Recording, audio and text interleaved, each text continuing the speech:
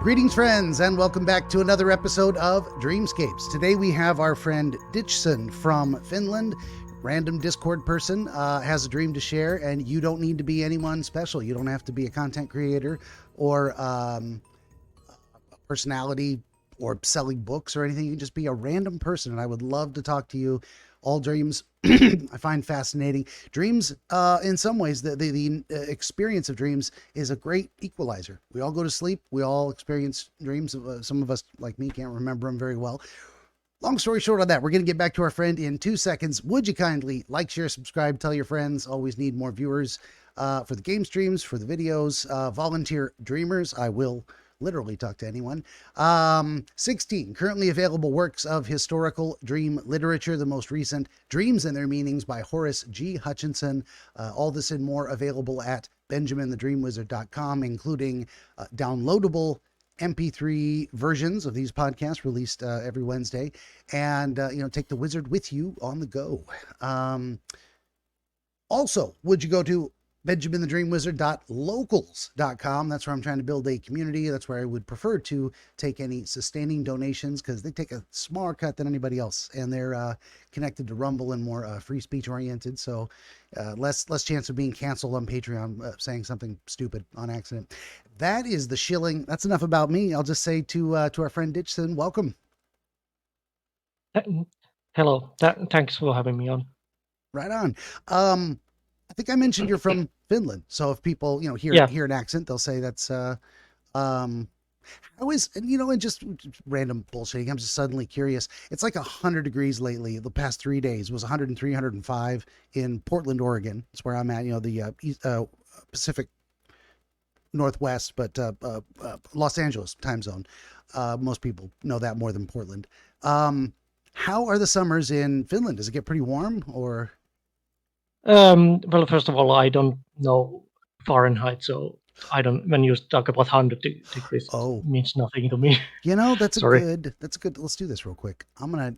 Where is it? I'm gonna pull this up. What's the conversion? I'm doing it. This is happening. I never like live Google stuff. 100 degrees Fahrenheit convert to Celsius. I spelled that horribly. That is 37 C. 37.7 Celsius. Yeah, it's not that hot in Finland. It's usually on summer something like 20 Celsius. Somewhere around 20? 20 Celsius, yeah. Now it's been a little bit hotter. Now it's a little bit, I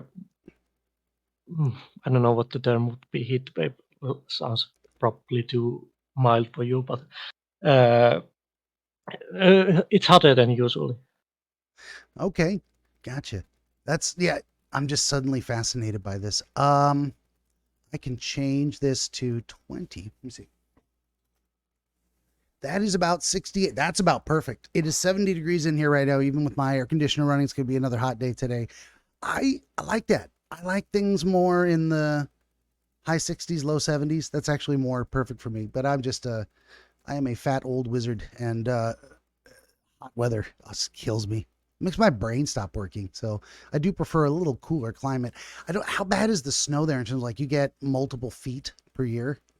And Finland's actually kind of a long country, so it goes up almost to the pole, and then down as far as like England, I think, on a parallel, or some places in England. Yeah, I think Scotland's a little bit on the same scale. Scotland's along the same latitude as the kind of southern end of Finland.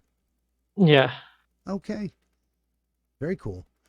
Yeah, if I was inclined to travel, there's a lot of places I would go, but I love staying home.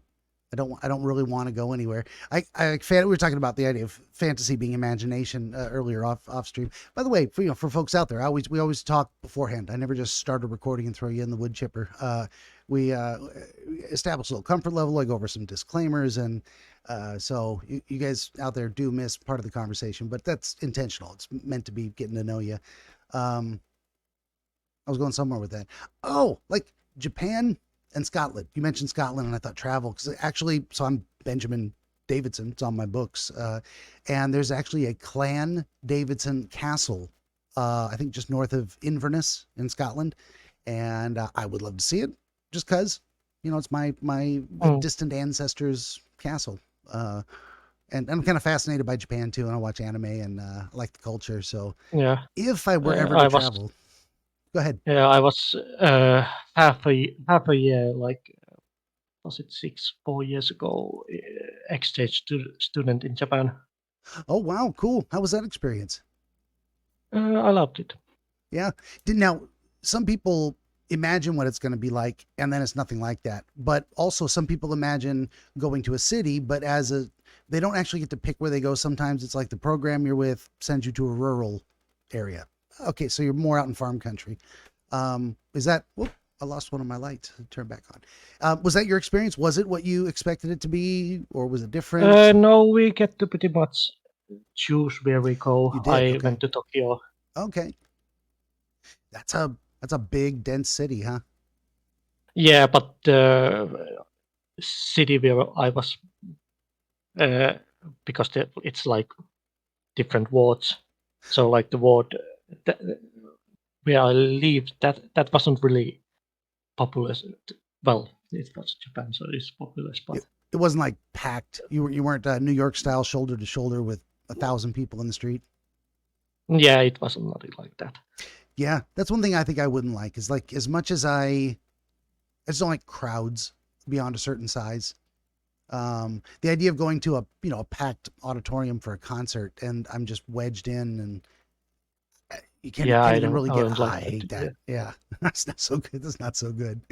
Uh, Well, I think I ran out of questions in terms of stuff. I'm not a great interviewer. I just go wherever my head goes, and when my head stops, I'm like, okay, I don't know, move on. So, Do you feel like you're ready to jump into the dream thing? I think I'm ready. Okay.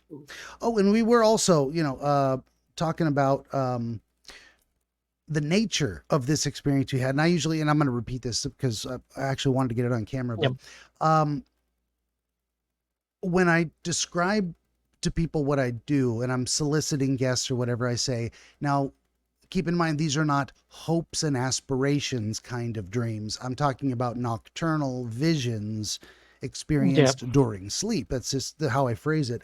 But it doesn't have to be nocturnal. It's any kind of, so you take a nap for 5 minutes, as you say this one came from. yeah, That is a valid dream as much as any else. And there's a line where dreams intersect or share like overlapping Venn diagram circles with daydreams. And actually, one of the books I'm going to be publishing eventually is The Psychology of Daydreams because it's related to dreams. And there's a bunch of related conditions of, you know, meditation, abstraction, distraction, um, trance, hypnotism, it's a variety of different ways of kind of putting our mind into altered states and then receiving information that is, and I think it's most important that it is less directed. It's not conscious attention, it's stream of consciousness, undirected. That seems to be the most valuable thing in terms of getting at what's really on our mind, because otherwise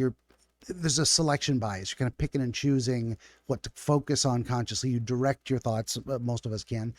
Some people have a hard time with that, but most people can. And then at that point, it's not truly the subconscious talking anymore. It's now the conscious mind and attention that takes over, and that kind of at that point it doesn't need interpretation. The person's just saying what they think, what they choose to focus on. So it's a different experience. But a nap in the daytime, perfectly fine. I've rambled on this way too long, okay, so that's okay. yeah. Do I start? Oh yeah. I was just taking a sip real quick, and I was gonna say, I'm ready when you are. Let's hear what you got. Okay, so first I wanna, like, because I can kind of remember when I started dreaming, and obviously there's always like a blurry line when Yeah, it started. I mean, that's an interesting but thing anyway, too. I was on a remote meeting with a couple of the co-workers at the time, and they were just talking, so I didn't really have any input in the conversation. So I just checked I was at my friend's place like a couple of weeks ago or days. I don't remember now how long it has been. And my friend has a cat. I personally not like a cat person. Like it doesn't mean I hate cats. It just means that I never owned a cat. So I don't like the body language or anything. Like don't have experience. So I remember my other friend saying like the cat feels relaxed around me because the cat was slow blinking at me. And I was like during meeting I was like, oh, I could check about that thing whether it's true or not. So I checked my um, cell phone like, and then uh, I one thing I remembered when I interacted with cat is like if you like I I have I have had dogs, so a dog, but anyway I have experience with dog.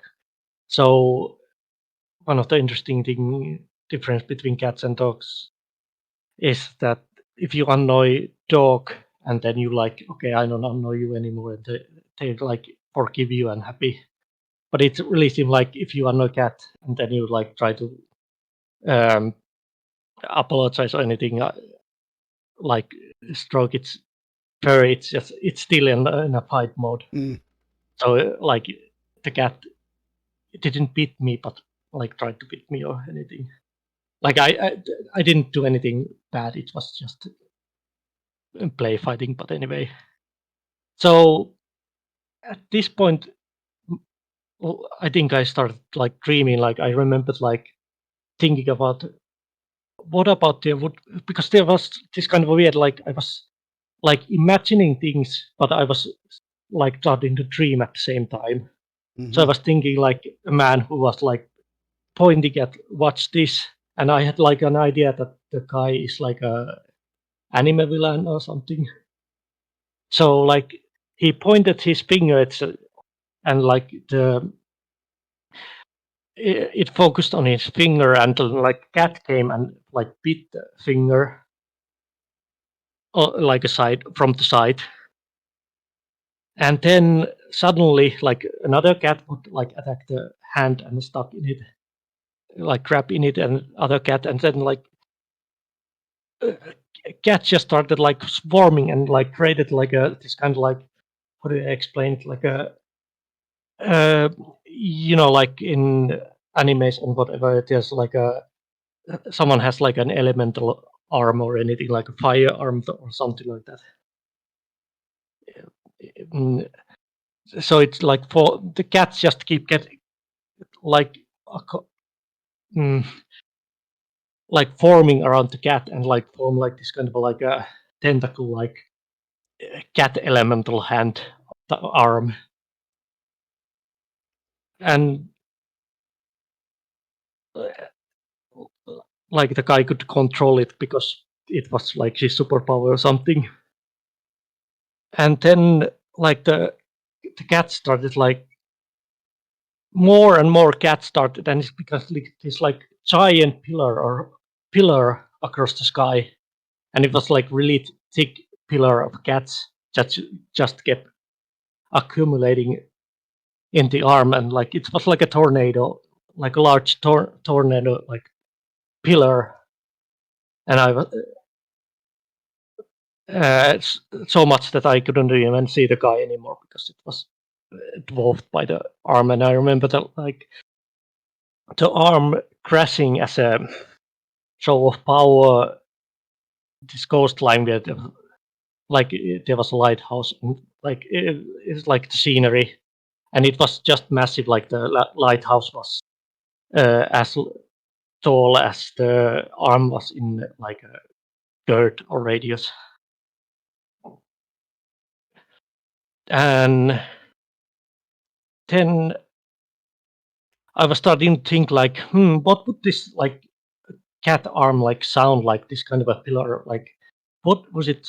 Because the cats probably wouldn't all meow at or like make sounds at once, but there was so much, like millions, like probably even more billions of cats,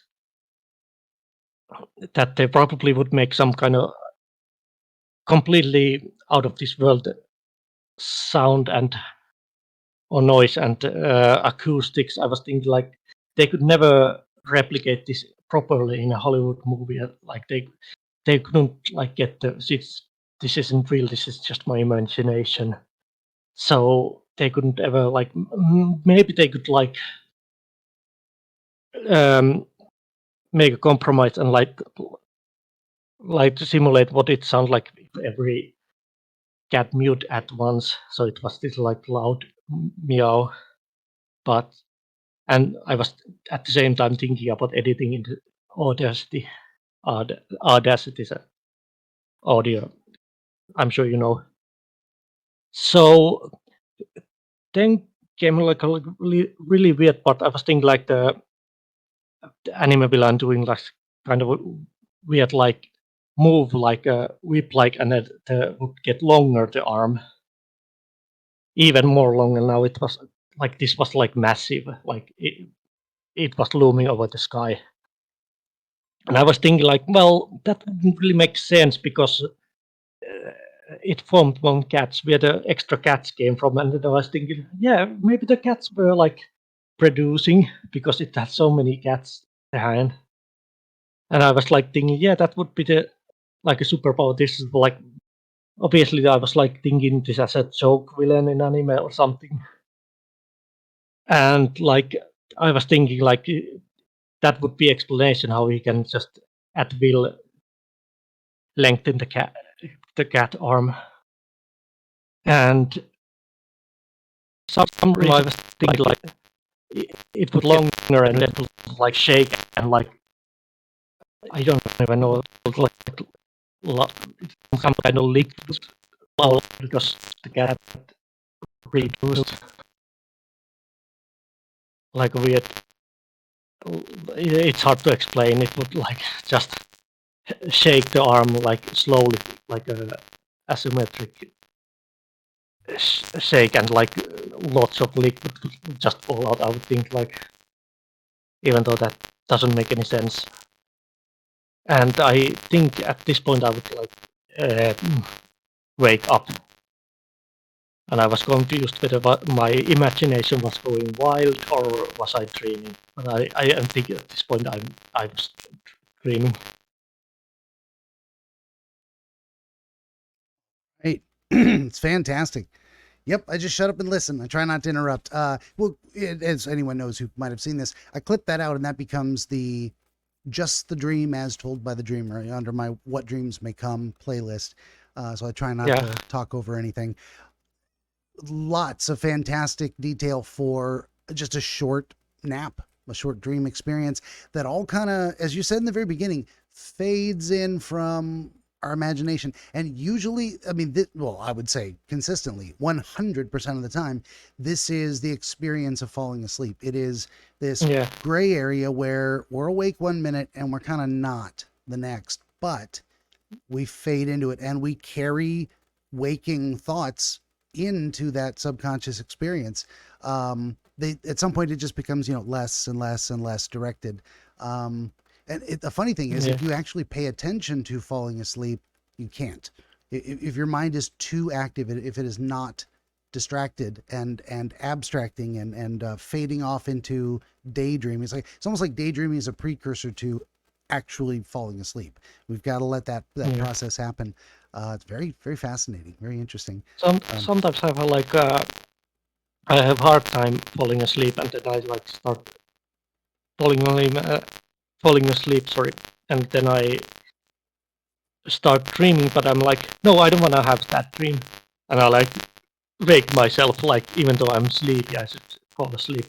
Tomorrow is a work day, but I'm still like, no, I don't want to. That seems like an awful topic to have a dream. Yeah. That is fascinating. There are varying degrees of control. One of the books I republished, book 6, I believe, called Studies in Dreams. she it was written by a woman who was a prolific lucid dreamer. She would very often realize, I am dreaming. Oh, and I can fly. And so that was her favorite thing to do. But she told stories of other things that she experienced, which were more involuntary. And even during some of her lucid experiences, like she didn't have full control, like she was moving pieces on a chessboard or directing a play of actors, but could kind of more or less move through scenes that were maybe involuntarily generated for her by her own subconscious. So it's a very interesting blend there. But there's a wide variety, just like that idea of Yeah. there are people who say, if I want to dream about a particular thing, I just think about it as I'm falling asleep, and I do. That's fantastic. There are people who say, if I don't want to dream about a particular thing, I focus on that as I fall asleep, and then I can guarantee I don't dream about it. Very interesting. And then this is not the first time I've heard, but it is more rare that someone realizes they're beginning to dream, or that their brain is going in a direction, in a particular direction as they're falling asleep, and they stop the process and say no. Now, there is an experience that I think I've had where there's something called a hypnagogic jerk. Does that sound familiar? No, not at all. I'm gonna write this down too, because I'm doing a lot of jerk. I can never decide what I want to clip out for the stupid YouTube shorts. So I'm always like, well, what about that? What about that? I try to do timestamps. Long story short on that, there's an experience as we're kind of falling asleep where suddenly our body feels like we've dropped suddenly, and we try and catch ourselves. We have an experience. It's almost like sudden loss of balance or contact with a flat surface, and stability, and then we move quickly to try and regain that sense, that feeling of balance. And it may be something going on in the inner ear. We don't. It's not really well explained to my understanding yet, or at least I haven't come across research. But it is specifically, and it's common enough that it has a name, and that many people experience it. And I think sometimes that's, I'm starting to fall asleep. It sounds very similar to that. I can't say that to what you're experiencing. I can't say that it is specifically related to, oh, I want out of this dream I'm about to have. But certainly I'm heading into something where I have this sudden feeling. And to me, it feels very often connected to, I don't want to fall into that dream. Yeah, It's hard to say, because that has not been my experience until you mentioned it. I haven't said, oh, I have this hypnagogic jerk specifically because I'm trying to get out of having a dream I don't want. But I know that usually when it happens, it seems to be I'm having some kind of unpleasant experience. It's not associated with positive feeling. yeah. It's same like that. What I described, that's not like happens every day. Usually, it's like when I'm stressed out, when I'm not getting like sleep. Yeah. So I might like, so I'm very conscious about falling asleep, and then like, and the dream just seems to, how do you say this? Fever dream-ish. So I'd like, no, I don't want to have a fever dream tonight. Yeah. I'd say that. And do you have pretty good success avoiding, like, and what I mean by that is, have you had an experience where you tried to shake yourself out of having a particular kind of dream and then it happened anyway? Or is it usually successful in stopping that train of thought and you don't go on to dream about those things? Sorry, I didn't understand. Okay. No, I'm actually trying to think through this myself, trying to phrase it properly.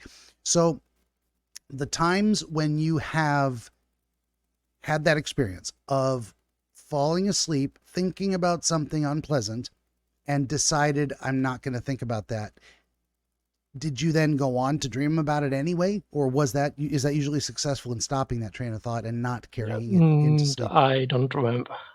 Okay, not you have no answer. Fair enough. That's yeah. Usually, like the dream is anyway, like it's not like I can explain why I didn't. It was just like starting to feel uncomfortable and starting to see like it's kind of like seeing like video game HUDs or like otherwise spreadsheets, and like it doesn't feel like I'm character in a dream. It just seemed like I'm starting to flash like mm, different like menus. Like it's more of a feeling, and it just feel like dissociative. Okay. Fair enough. Yeah, that would make an interesting study. You know, you're one per your sample size of one, so just be. But it's interesting. We do these kind of analyses where we do talk to individuals. We don't try to extrapolate from it, but we try to understand the individual's experience, and then once we can identify what it appears to be, give some kind of a description of it or explanation of what seems to be happening.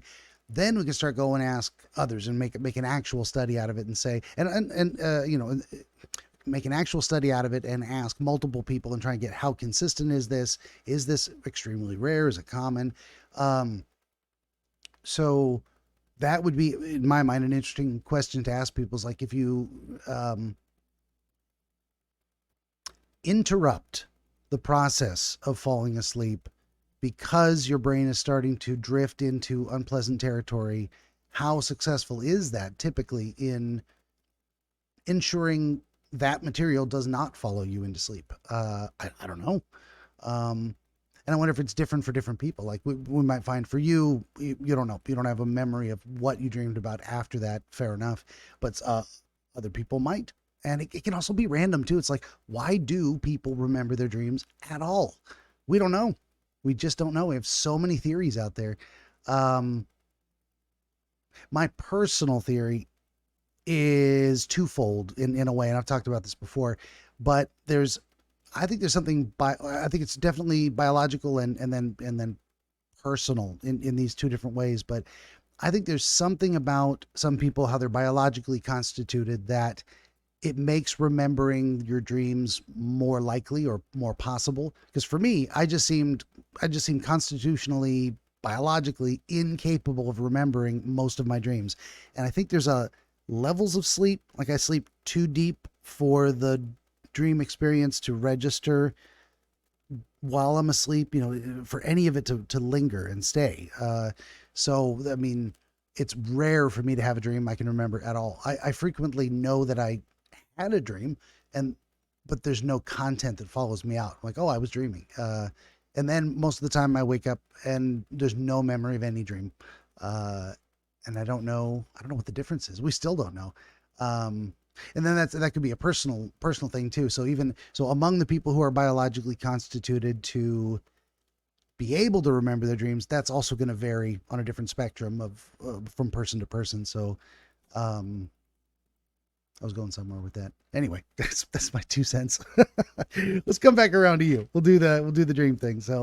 Um, so this is an interesting, and I always appreciate people giving me a little bit of context of it. So you were on a remote meeting call, through by the computer, Yeah, and you just happened to kind of drift off into thinking about this experience you had at a friend's house with a cat and how you're not typically a cat person, but you were experiencing an interaction with the cat that was and then you were applying some kind of behavioral analysis to it. Like, okay, cats are different than dogs, and cats seem to be more, or rather, dogs seem to be more forgiving. Cats are a little more holding the grudge. yeah. And all of these things were kind of drifting through your mind as you're aware that you're kind of fading out here. I might take a nap. Um, in the very beginning, you said something and I didn't catch it or I didn't write it down properly. You said there was a man who looked like an anime villain. That's kind of the first. It wasn't like it. He looked like it's just that I got like an idea. Okay. Uh, I, I don't know if this like common or like uh, uncommon, but I usually in my dreams I get like certain concepts are like just like floating concept, like this is how this thing is, and I'm like, oh yeah, this thing is. Okay. Yeah. No, that is actually very common. And it's interesting Yeah. because none of this is actually happening. I mean, it's all happening in your head, so it's happening. There's Mm, something happening, but it's not physical. yeah. It's not real. You don't have to. have in your imagination. You don't have to have seen a name tag that says I am an anime villain, or you don't have Mm, to. But I do want to ask the question, and I always do. Is like, how did you know? Okay, well, I just knew that you could have known a different way. There could have been visual cues. You could have said, he kind of looked like Frieza from Dragon Ball Z. That's how I knew mm, he was an anime villain.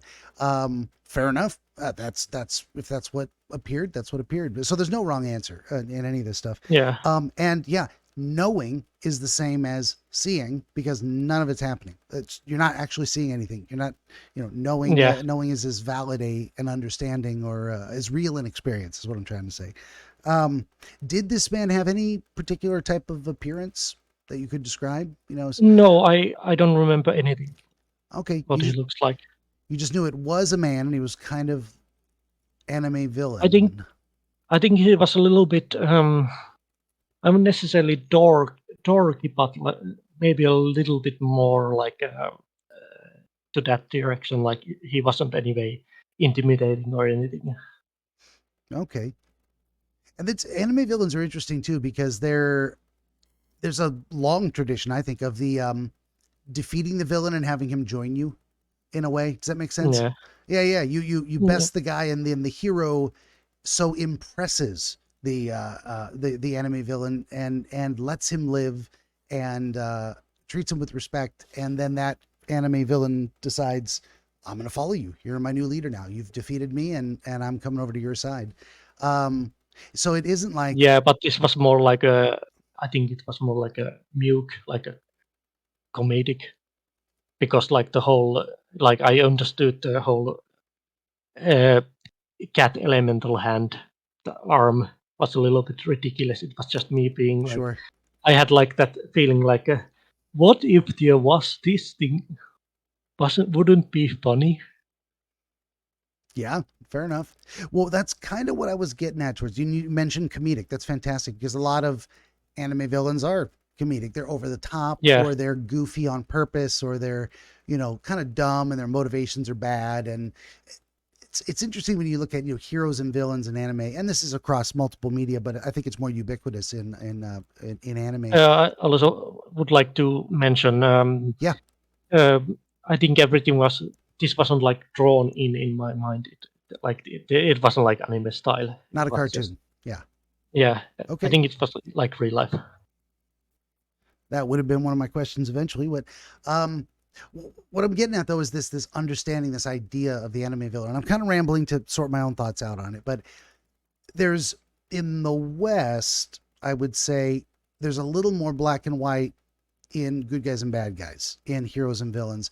And the villains in the West tend to be thoroughly evil, irredeemably evil. They're never going to change and they just enjoy being malicious for fun. Now, that's represented in anime too, but there's a wider spectrum there of like, well, not a villain is not always a villain. Sometimes they're just an antagonist. They oppose the hero in Mm. something that doesn't make them a bad person inherently. So that's kind of where I was getting to with this idea of this particular villain. Is it the thoroughly evil, rip your heart out and eat it because just for the fun of it? Or is it more the antagonist who isn't necessarily a bad person?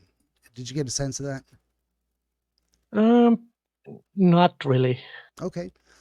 Well, I went off on a whole tangent there. It's unrelated. Trying to dial in, yeah. Your thoughts on the concept of why was this an anime villain and not a hero, or not just a random bystander, but also from an anime. I mean, those are all different types of people. When you think of anime villain, what does come to mind? Um, hmm. And don't think about it too much. Just kind of whatever pops into your head first thing. Um, Sorry, I'm blanking out here. It's okay. It's okay. Some Yeah, people, stumble over those kind of questions. Like whatever yeah. comes to mind. Oh, I got nothing. Shit. When you think anime villain, does a particular character from a particular anime come to mind? A representative archetypal, like whatever first one pops into your head. No, I guess more like the idea it's anime villain because the superpower was so stupid that it wouldn't be the main character. Okay. Like it was less dignified. Also, more about the in the dream, it just seemed like the guy became like an afterthought. because it was so heavily focused on this gigantic cat arm. Sure. No, yeah, the dream did get really dominant, and it is more about that, but it's kind of like there's a starting Yeah, point for it. So, but it's also good to ask all these questions because yeah, I've gone from, okay, it's a man, he's an enemy villain. We've actually, through talking about it, kind of de-emphasized him. It could have been that the nature of that particular person you chose to put in the dream says something about the rest of the experience. But for this one, you're more putting it in a, well, this wouldn't be this couldn't be the hero because the experience that's about to happen is undignified or silly. It's yeah, comedic. Very, very, very nice. So yeah, so it is. We've just by rattling a bunch of the wrong doorknobs, we've come around to the idea that yes, it is more about the cat arm experience. yeah. So, any kind of a memory or impression of the landscape this was set in? Also, I guess now that I remember, it's like more like I'm not sure if he was like the cat arm was, even though he says like look and he pointed finger and the cat attacked it, the first cat. Mm-hmm. I don't even know at that point like what was it intentional? Did it, or was the whole superpower only happened at that point of time? Like like in Marvel, there's like a normal person, and then something happens, and he gets superpower, and then also becomes at the same time supervillain. If that makes sense. Yeah, no, it does. I'm actually writing some notes here.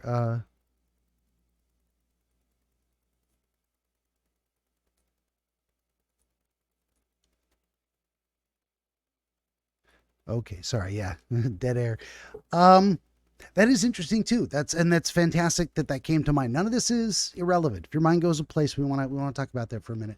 Um, there is a great tradition, and as you said, like Marvel Comics say, Spider-Man, iconic example of just a regular kid doing his thing, power thrust upon him by circumstance. Yeah, You're gonna have this power whether you want it or not. This is something that happened to you. You didn't choose it. You're not responsible for it, but now you're responsible to do something with it. You can do nothing. That can be your response to, and that well, then we saw him try that, and Uncle Ben dies, and he's like, I guess I got to use this to help people, or I'm going to be miserable. And yeah, but then there's the other side of it where some of his villains also had accidental experiences and they chose a different path.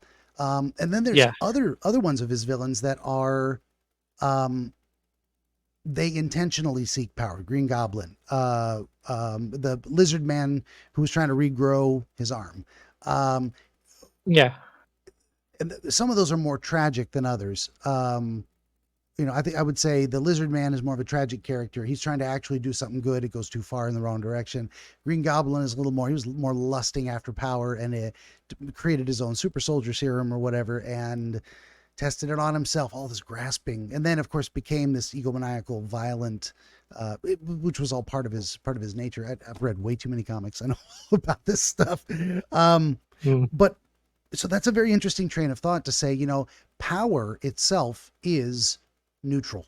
Power can be used mm, for good or bad, but power is amoral. It just exists. It is what it is, yeah, and only humans can make a decision. So there's a little bit of that going on in your mind too. It's like, there's some layer of analysis there that we don't have to come to an understanding of now. We may never come to an understanding of it, but really does kind of frame where this is going. And because there is now then the representation of some kind of a power, it seems a little silly. It's just, what's going on with these cats? I mean, we haven't gotten there yet, of course, but yeah, that's it's fantastic. Why not cat arm power? Um, so the first impression is there's a man and he's doing a thing, and he specifically points with his finger. Um, yeah. Now, what did it feel like that gesture was meant to accomplish? And Mm, how did he do it? Is he pointing in front of him? Is he pointing down at the ground? Is he pointing up at the sky? it was a little bit downwards. It wasn't like rigid. It was more like very casual, and it really felt like he was meant to like bait the cat to attack it. Although it just at the same time doesn't feel like that was his intention, but at the same time it's like felt like look, and the cat bit his finger. So I think I missed some of what you said. I was trying to process at the same Oh, time. sorry. So no, that's okay. We're just gonna go over it again. That's how I do. Um, so you said the man kind of rather casually points Yeah, and at the it was more ground. like Wasn't a rigid gesture, like commanding. More distracted, or what was his intent behind that? Do you think to summon a cat? Was there already a cat there? no, there wasn't any cat. It really felt like look this neat trick. So it's his gesture seemed to you like directing attention. Look here. And I'm not sure about that. It felt like more like he was pointing the finger as a bait for the cat.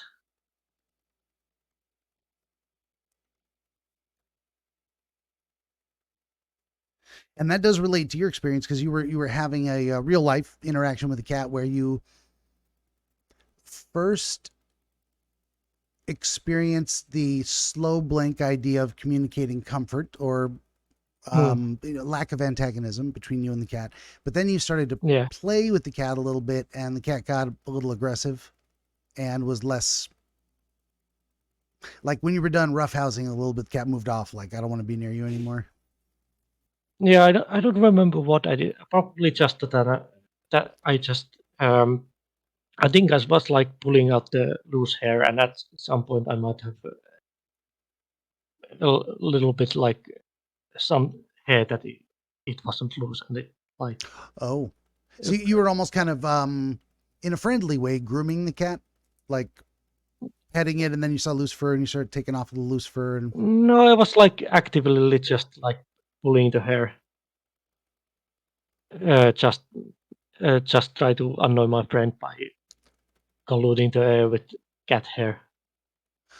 And okay, I think it's more also like testing my boundaries with the animal. okay, so you had you were being maybe playful or testing, and Yeah, the experience was the cat let you know you've gone too far and moved away, or yeah. was more, did the cat do the typical thing where it starts to bite you and it wraps and then it uses its back legs to kind of get your arm? I don't remember fully. Fair enough, fair enough. Yeah, so that's it. It's an interesting framing too, because you may be processing part of that experience of asking yourself the question, and we do this all the time: did that interaction turn out in a way that I'm okay with? You know, do I feel like I did anything wrong? Do I feel like I should have done something different? Or at the very least, I wonder what could have been different about that interaction had I chosen different behaviors.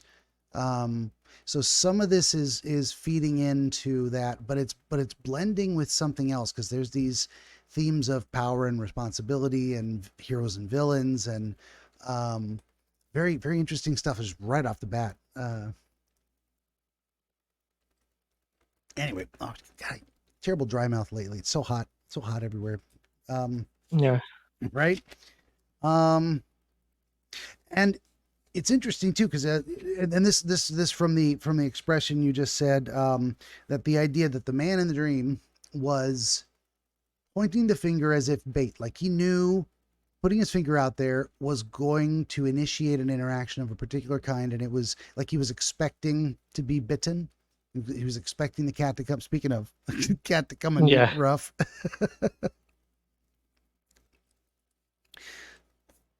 Okay, it's a great word too, that idea of bait, because you don't just, I mean, bait's a specific kind of thing. It's intended for a specific kind of purpose. So to have that pop to mind is, so there's definitely a sense of you observing something or someone behaving in a manner that is instigating what follows. If that makes sense. probably. And instigating can be uh, it can have negative connotations assigned to it, but it's almost like a catalyst. Catalyst is a more neutral term. It's what Yeah. causes something which follows. Um, so in this sense, he wasn't just letting his hand rest on the countertop and a cat came over like this one right here. But Mm. he's standing there and he's like, all right, I am going to cause a cat to bite me. And the cat comes over and bit his finger, and then a second cat. And it was after the second cat showed up that the feeling that it changed into a whole bunch of cats at once started. Well, I think it was after the first cat because, like, also I remember like the idea that like because the cat didn't be like from the tip of the finger, but like from the side, and like human finger like very snugly fits in like cat's mouth. Yeah, yeah, If yeah. that makes any sense. Yeah, like the cat can take the whole thing and go chomp, Yeah, chomp right around it. Yeah, yeah. yeah. There wasn't any emphasis on second cat, more like first cat and then second cat, and like it's just that it's like exponentially the Okay. cat started to accumulate.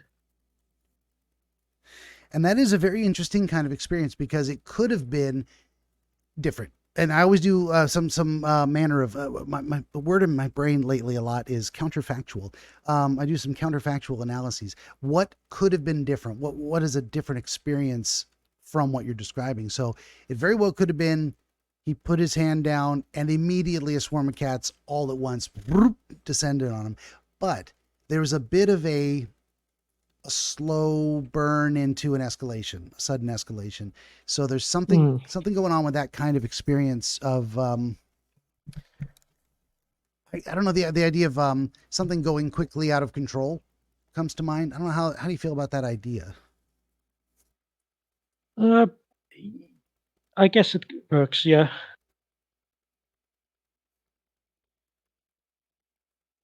Another phrase comes to mind is that escalated quickly. yeah, Does that yeah. that that resonate with you more? Yeah, I was thinking like comedic. Then I was like, no, well, those aren't like mutually exclusive. As a matter of fact, they are very like coexistent. Like s- instant, like you said, that escalated quickly. Yeah, yeah. That's like a comedic saying. That's a very very internet meme type of thing. So that does seem to be the kind of feeling I'm getting from that experience. Uh, but it doesn't seem like the man was distressed or what am I trying to say? I think the first cat bite was like might have like felt pain, but I don't remember anything like distinctively any kind of yellow. Or um, it was so focused on like the hand and the finger. Yeah. Well, what I'm getting at is that the man. So it's good to know. Okay, maybe a little pain, but this wasn't. He wasn't being tortured by the process. It wasn't a excruciating transformation like an American Werewolf in London, that kind of thing. Mm. Um, where was I going with that? Distress. What I meant was how he felt about it. Like this was the response he expected, and he was happy with it. Like that, he was getting the result he wanted. Probably No hard to say. specific impression on that. I mean, he wasn't you. So again, the counterfactual type of thing is you didn't see him recoil and try to run away and try to shake off the cats. Like this is Yeah, no, he was still pretty much the whole yeah, time. gotcha. Okay, and just the description. Oh my goodness, you got to get off my notes. And the idea, as you saw the cats start swarming or start smothering in a way, start smothering the arm or enveloping it, the thought that came to mind was this is like an elemental ability. Yeah, like it formed into one single entity, and it was just a bunch of cat like fighting each other. and it wasn't like Did you say biting or fighting? biting, or some of them like bite, some of them like clawed. And, Anyway, cat can grab. sure. And is it was it a latching maneuver or was it a the play fighting um Yeah, probably Latin. okay.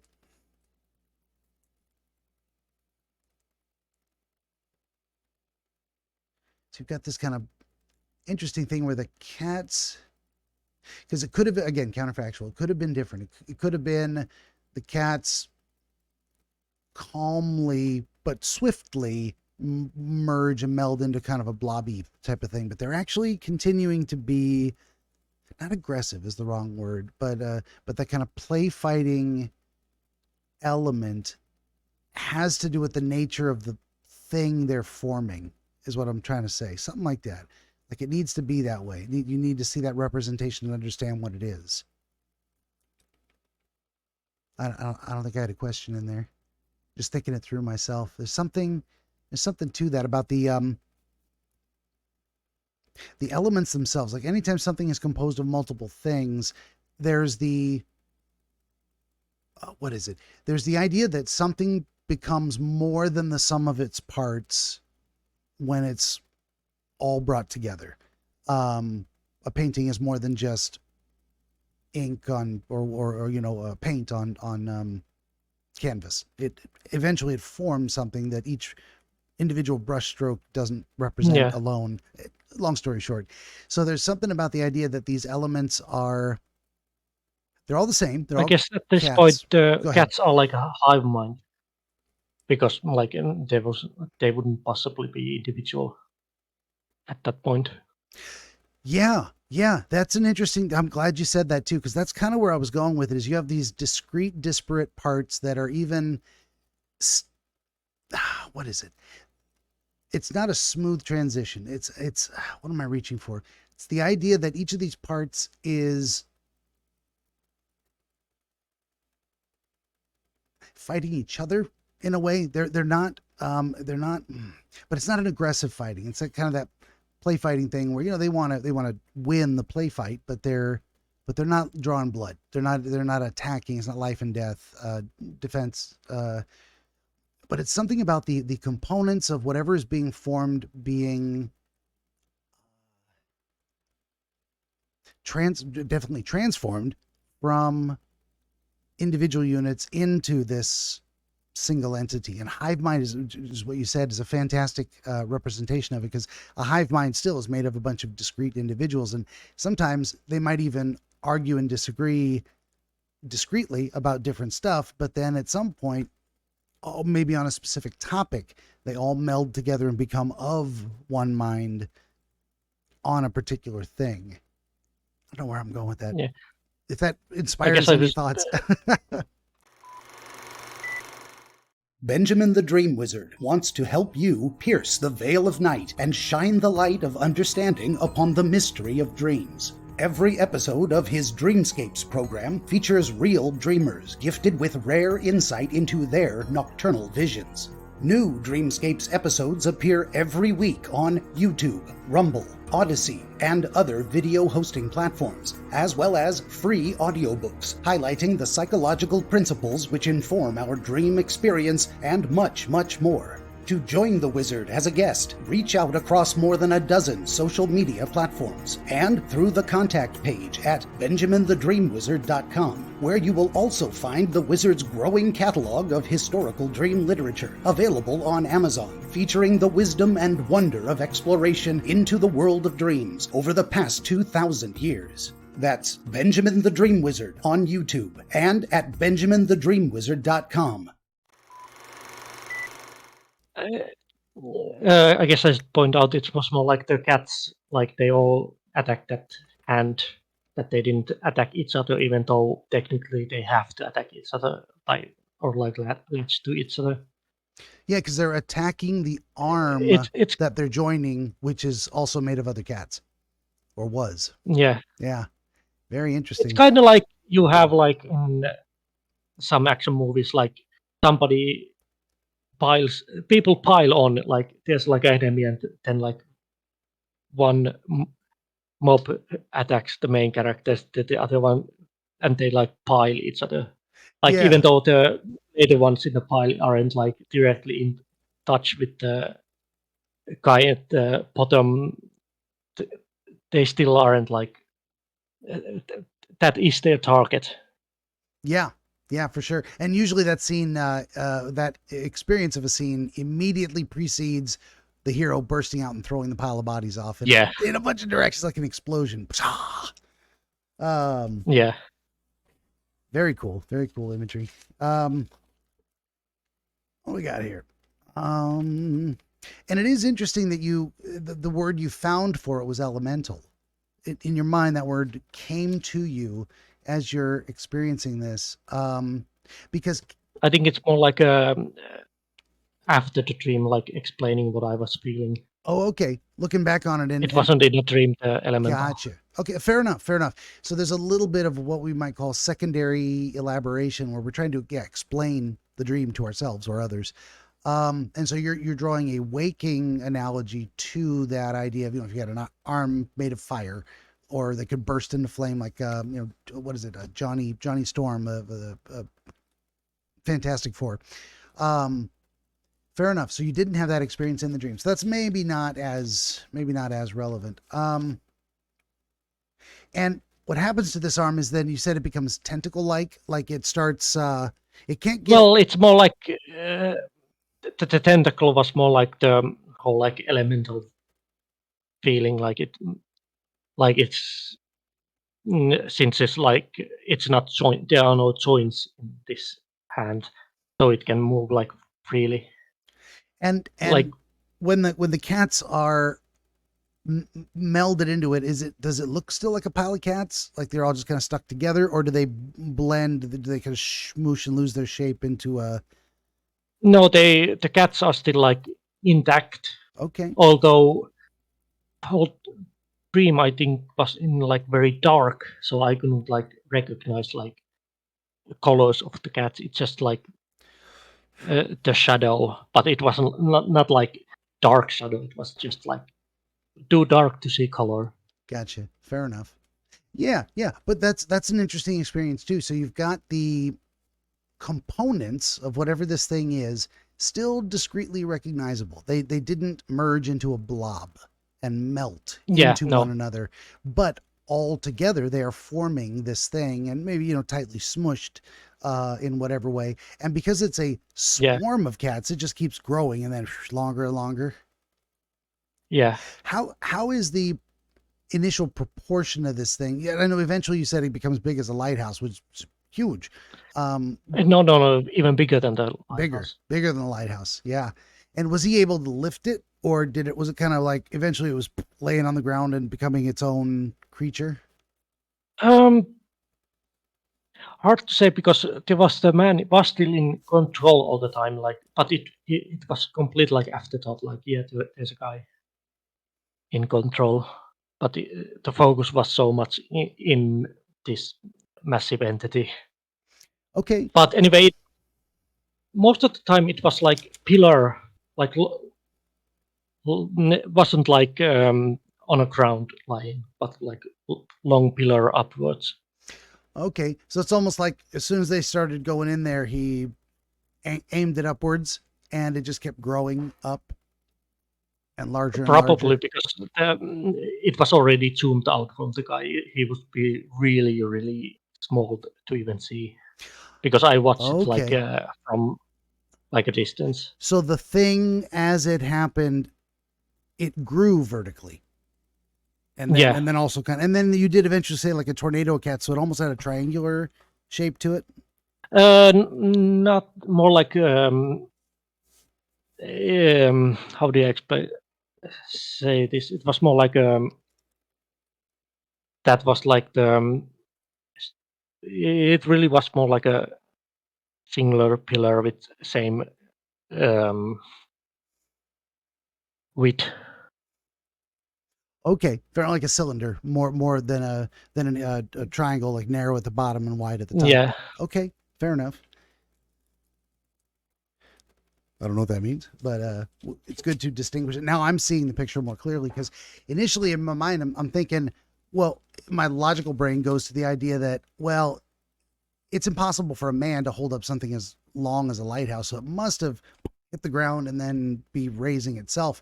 But no, it looks like it's just growing straight up and out of this guy, way up into the sky. Yeah. So very interesting. You got to lay right on my notes. Come on. Come on. Come on. Oh, I smush your face. Um, Speaking of notes, we got to go back there. Um, you did mention that, well, as you were describing it too, is like it's tentacle like, but the man could control it. So this is still, in some ways, a directed, intentional process. Sorry. Um, you mentioned that the man, maintained control. So this is not he. He is the instigator, but it also Yeah. he remained the catalyst. Like he could have stopped this if he wanted to. Yeah, probably. Yeah. Okay. What was I writing down? Oh, and that's interesting too because if it had, if he had panicked and had desperately tried to shake them off, that would indicate um, an experience of something going out of control rather than this is the result he wanted. This is what he expected. He initiated a process and this is the process. And he could stop it if he wanted to. So we're getting to the idea of intention and Mm. intention followed through. Something like that going on. Um,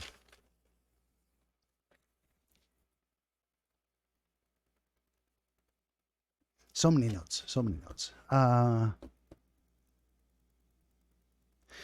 And during this whole experience, I mean, he just kept summoning more cats, or at least not turning off the spigot of cats, assuming he has control of Yeah. that yet, right? Um,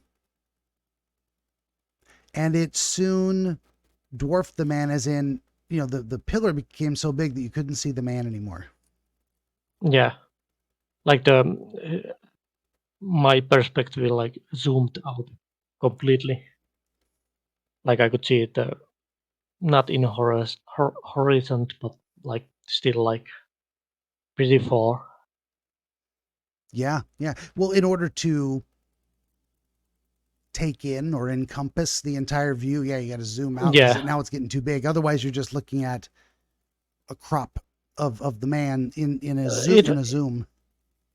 it was still cropped even when I looked from distance, but Yeah, but you were showing yourself the full yeah. nature of the effects. Not you didn't pan and zoom up and look at the tallness of the tower. You zoomed back to get the big picture to really analyze it. Which is all of this is very interesting. So we've got the catalyst or instigator of the desired result, which is happening, and soon the thing that happens becomes so immense that the man is lost to sight. Can't really see him anymore, but you see the effects of his action played out in this very dramatic way. It's a very interesting thing. Like sometimes and tell me if this resonates with you, sometimes our choices ripple and cause unintended effects that might be huge, or a very small thing like, in this example, pointing a finger, and then it initiates a process that then has massive results. I don't know if anything like that's running through your head, like the consequences of actions, the uh, you know results of choices, something along those lines. Not at the moment, no. Okay.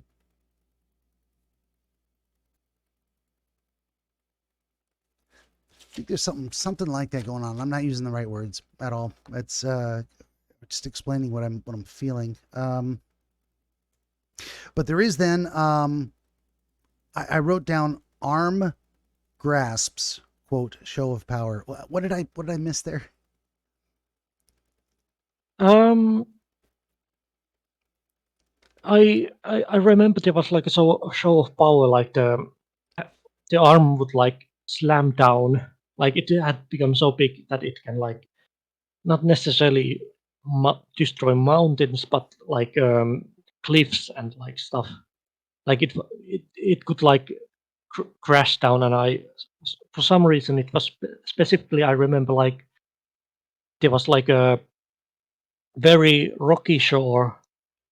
There was a lighthouse at the cape, like very rocky cape, like very like stereotypical.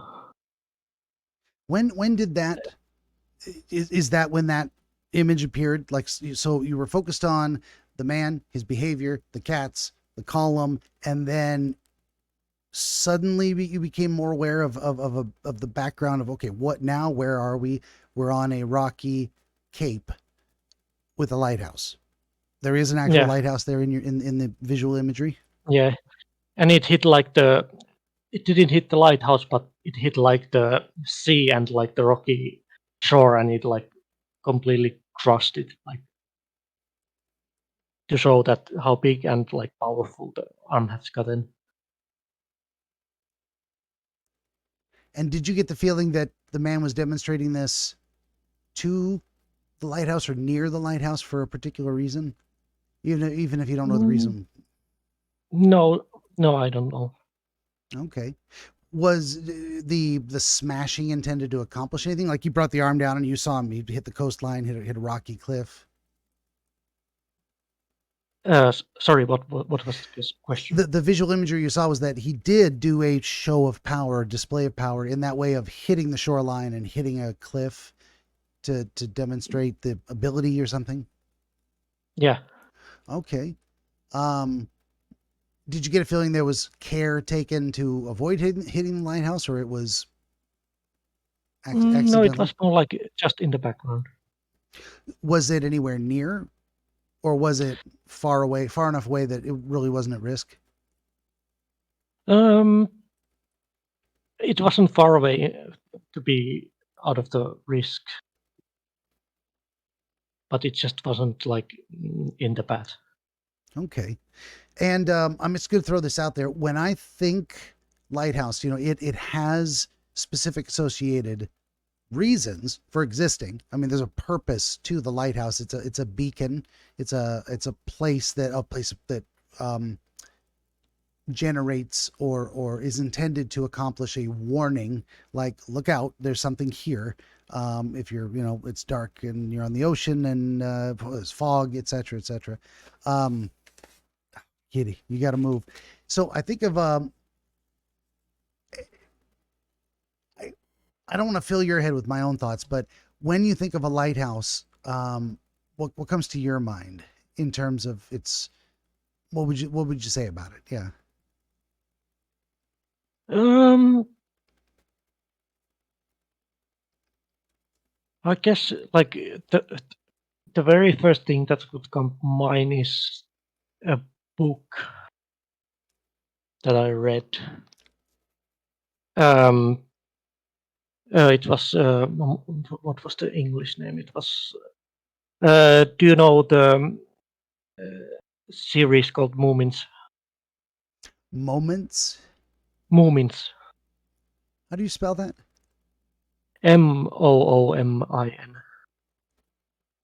Oh, no, Moomin. I've never heard of that. Okay, okay, okay. It's like Finnish, like most precious IP, like this children book series that later on was made into anime, and it became like it's like very popular in Finland and Japan and other Nordic countries. So like the TV series is pretty like childlike, Hmm, but it like not too childlike. But anyway, but the books, even though they were children books, they still had like very philosophical themes. gotcha. And the lighthouse is one of the more philosophical because it like the moving family goes to live in like a very small island out of nowhere because the father is having existential crisis, and it's like very there's like a loneliness is the theme of the book. Okay.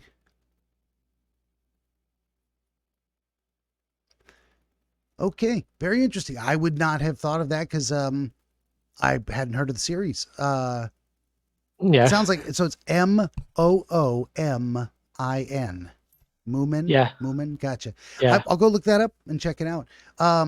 Yeah, to me, and I think it may be related too. Like there is also the isolated nature of a lighthouse. Usually, there's nothing else around it. It's by itself because it's not really a place yeah, people are yeah, live. You know, and then again, there's always the lighthouse keeper, the someone who's got to keep the light on, or it's not doing its job, and that can be a very lonely, solitary thing. yeah, Even if you bring a family out there, the family can be lonely because it's isolated. You know, there's only each other to talk to, and if you get bored with that, there's no yeah. town to run into unless you drive several miles or whatever.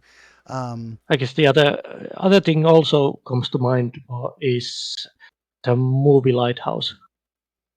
there's a movie called Lighthouse. Yeah. Oh, excuse me. Oh, I thought I was going to sneeze. Oh no. Okay. Um, what was that about? Um, it's like how do I explain this? It's a young man goes to uh, takes a job as a lighthouse keeper with like an older man, and wait, what? William Dafoe is the old man, and then like Oh, yeah. Patrick Stewart is the young man. Gotcha. That does sound familiar. Is that the one where we get all the memes and it's in black and white? And Yeah, black and white. Yeah. okay, interesting. That's yeah. Uh, what would you say with the themes of that were? Was it also loneliness Um, or? it's kind of because the man is supposed to quit his job like at some point, like the contract ends, and they keep waiting for the ship to come, but it never comes. So they get stuck in the island Okay, in the middle of the sea. gotcha.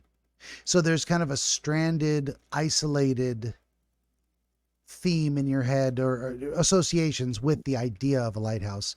Um, Yeah. very interesting. So, but it's Uh, there's also that like I was watching um, Theodore Max Derrett named YouTuber say again. Sorry, Max something. Max Derrett. I don't know who that is. Yeah. Oh, okay, he makes like a lot of videos about um, Jungian analysis on Oh, different shows. okay. And Yeah. at the time, I was reading the book, the Moomin book. Like I watched his series on Carl Jung's Iron because he made like a summary of the book Okay. to explain what it contains. And how did it And relate to the lighthouse?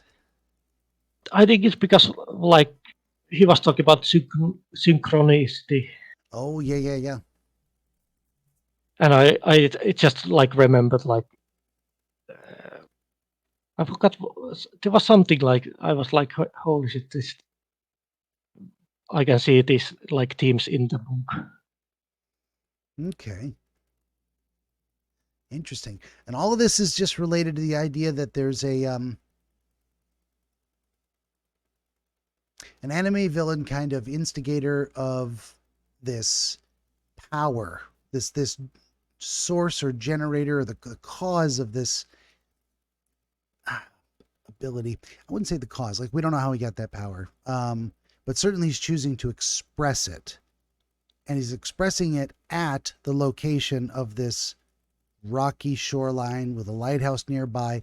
And you specifically didn't show yourself him destroying the lighthouse. That wasn't his purpose. But it was done in the presence of the lighthouse. Yeah, Yeah, which is a very interesting thing. It's like as much as a lighthouse is like iconic representation of, in some ways, enlightenment or understanding. It is the a beacon, the true path in a way. Even if it's a Yeah. warning, stay away. It's still something about like there's an importance to it in terms of like knowledge in a way, or Yeah, that actually is also in the movie Lighthouse. Like yeah, the old man wouldn't let the guy go into the light room upstairs, and it was like really important to him that he never goes there, and the guy always wanted to go there. yeah. And the towers in general, and reaching the peak of a tower, climbing a mountain, getting up on the roof of something, Yeah, high places, scaling a cliff. I mean, a lot of metaphors for uh, effort yielding accomplishment, but also, we very much associate it with higher places being better, but in general, also higher places being mental accomplishment in a lot of ways, like the ivory mm. tower, that idea of you reach the top and suddenly you have, and it's very interesting with a lighthouse. That's where the light is. You can see the light from the ground, but if you have to go up, you have to climb to reach the light, and then you're in the presence of the light. You're as close to the source of the power or ability, something like that. So there's very, very powerful metaphors with that Well, in in the dreams. movie, the light there was heavy like symbolism of Prometheus with the light, with like like the Prometheus brought the fire to the civilization, Yeah. and well, he brought the fire for humans, and they started civilization. Yeah, yeah, exactly. And that's something. So going with the idea from the movie that he tried to keep him away. So he was guarding, kind of jealously guarding the truth or knowledge or something. It's like you can't, it was stopping someone from becoming his equal by allowing him to enter the light, the Yeah, room with the light. It's definitely maintaining an artificial hierarchy type of thing.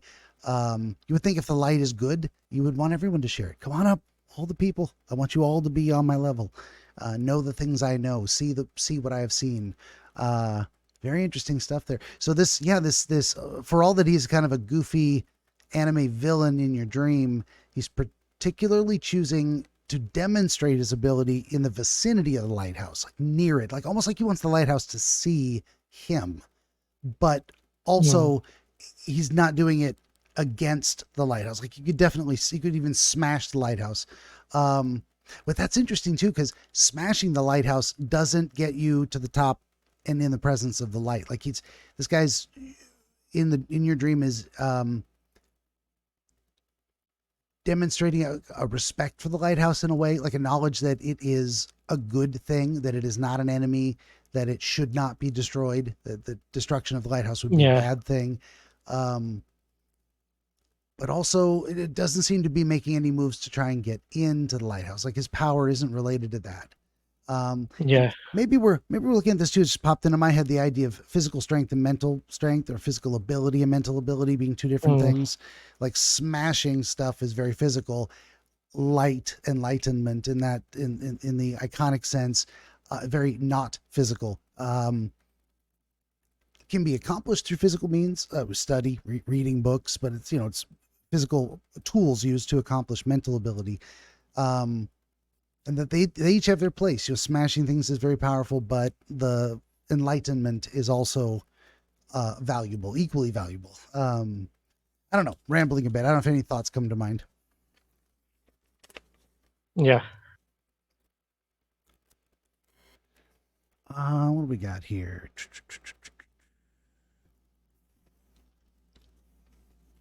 Second page 2. Um,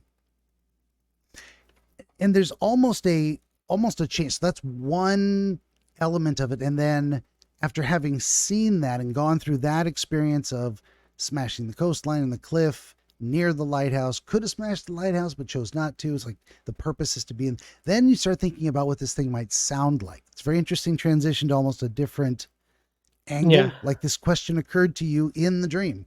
Um, Very interesting. What do you think about that idea? Where did that idea come from, or how do you think it relates to what we've been talking about so far? I don't know. This was still like the idea that I was just uh, making up ideas in my head. Even at this point, you felt semi-conscious in terms of Yeah, as if you were aware of these images coming to you, and you yeah, were you were just aware enough to almost ask yourself a question. It wasn't quite involuntary or yeah. okay. It's an interesting question to ask. What sound would this thing make? And that immediately brought to mind the idea that it would make a sound that could not be clearly or precisely imitated or reproduced. Not even Yeah, iconic standard of high tech fantasy is Hollywood. So it jumps to mind. Not even the best yeah, movie makers could accomplish duplicating what this thing is, what it yeah. sounds like. And that's an interesting thing because you didn't imagine. I was also like thinking like how do I say this? I didn't really trust that Hollywood even try to make it sound like realistic. But in my mind, I was like thinking about like how would this thing realistically sound. But at the same time, like, well, we will never know because this will never happen. Yeah. Those are all the kind of a little fantastic bundle of thoughts we're kind of picking at like a Gordian knot there. So there's the idea of something being so unique that it is almost impossible to duplicate, and the idea that the people who would be best capable of approximating something probably wouldn't care enough to try to do it well. There's Mm, something going on in there. Yeah. So even the not even the Hollywood masters, not even the people who should be best at attempting to duplicate specifically a sound would care enough to try. well, it was more like Hollywood would this kind of thing would only appear in Hollywood movies, Sure.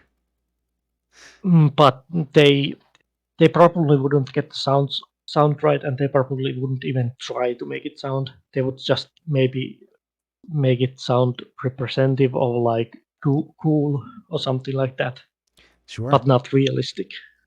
Yeah.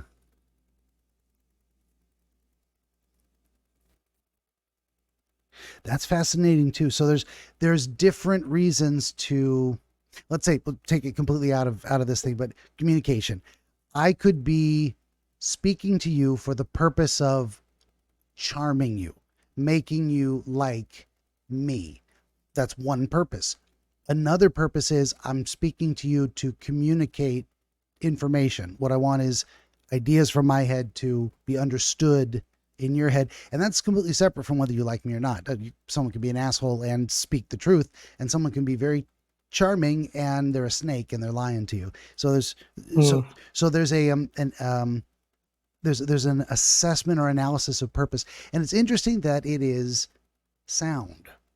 You very well, so again, analyzing the counterfactual, you could have dreamt, you could have had the dream experience that they would never be able to reproduce this visual that I'm seeing, that even the best CGI couldn't duplicate this, and had all the same thoughts about that. But visual. say again, Did you mean to say visual? Because I think like Hollywood could make the visual, but not the audio. did you have that thought in the dream that like they could reproduce Mm, this visually, but they get the sound all wrong? yeah, they could like with the CGI and stuff. Okay. Well, what I was doing is proposing something you didn't specifically focus on. You focused on sound, and I'm trying to tease out, okay, why sound versus sight versus touch, Mm, et cetera, et cetera. So there's something about the sound that's unique. It was specifically the sound you said they couldn't or wouldn't try to reproduce this accurately. And there's something about the accuracy of a specific sound, which kind of says to me something about communication, uh, transmission, what am I trying to say? truth telling in a way. Um, Mm. hearing accurately, hearing the truth, hearing something represented as it is versus some other way. I'm talking all around these different ideas. I don't know if anything comes to mind regarding why you think sound was what you focused on and not one of the other senses. Mm. Yeah, I don't know. Fair enough. And sometimes these are things just to consider, and we may not get a specific answer right now, right today. Um, It could be because visuals are much more easier to, hmm, how do I say this? Like when you see something, it's our like main sense. We can easily like see it correctly. Whereas like when it comes to audio, um, I was just like thinking about acoustics and making sure that sounds of each individual cats with there would be like billions of cat in this thing. So like able to pace them like because they wouldn't go in a unison or any kind of like pattern. okay. And you Whereas did, visuals, you really have to see only from the surface something, and you kind of know already, sure. like whether it's right or wrong. Yeah. Without saying too much about your personal life, do you use, do you work in audio production? No, Okay, just curious. So you mentioned the Audacity program. I use that. I absolutely do. That's how I record my audiobooks on my channel. Um, yeah, and also sometimes I'll take MP3 rips of the show. And well, I do. I rip MP3s and put them up on my website, as I mentioned in the beginning. Head on over to BenjaminTheDreamWizard.com. Um, but sometimes I will rip the show and fix the audio because someone was a lot softer than me. Like, how did I not fix that from the beginning? I forgot to check audio levels, or it sounds different in when the video's done. Long story short, yeah, but I use that program all the time, and it's fantastic. And I have a whole regimen I do to process the audio to get it to sound as good as possible, to take out all the tongue clicks and hard s's, and um, give it a good compression, and do a noise balancing so that the audio at the very end is all the same. So there's a lot of work that can go into the audio side of things, and it can be very complicated. yeah, And you hear it sometimes with people that kind of mix songs a little poorly, and what they come out with is drums that are too soft and everything else is overwhelming, or the drums are too loud and you can't hear the singer well. So there's a just the right balance you got to strike, and it can be hard. Um, anyway, rambling again. yeah,